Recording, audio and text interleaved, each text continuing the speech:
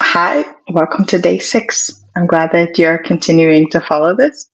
We're going to look again at some of the framework of the journey and how we can set up that framework not only for the conversations to come on the industry as it exists, but also to examine the stakeholder map and the particular needs and pain points.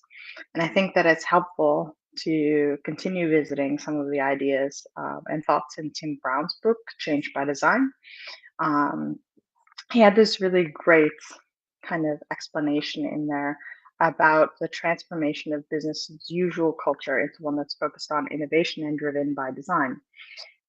So it actually involves a lot of activities, decisions, and attitudes that require workshops and friction. And one way to establish that kind of friction and the really collaborative power that you can get from design is through diversity.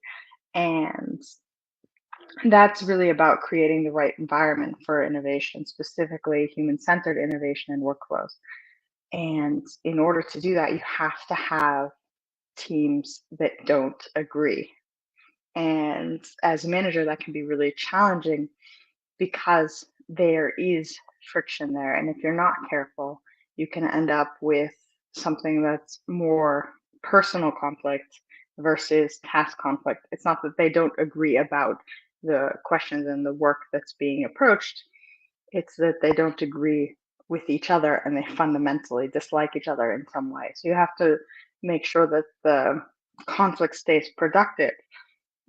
But what's really interesting there in the value of design is that McKinsey had put out some studies about design maturity in organizations and different organizations having different levels of design maturity, what they were calling, I think, the um, design index. And the top scorers had revenue and total returns that was 32% higher as far as revenue growth and 56% higher growth over the entire period.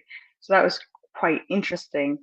And what I've been really focused on in my work, and one of the things that I think about a lot, is how can we improve our disagreements so that they're productive and we're actually making new grounds? Because it's not going to be possible for myself or anyone else to take our own ideas straight out of the bag and put them into practice and have them work out great. They'll always be better if we find people that disagree about how they're being done and we can work through that disagreement together. So that's kind of what I wanted to talk about today.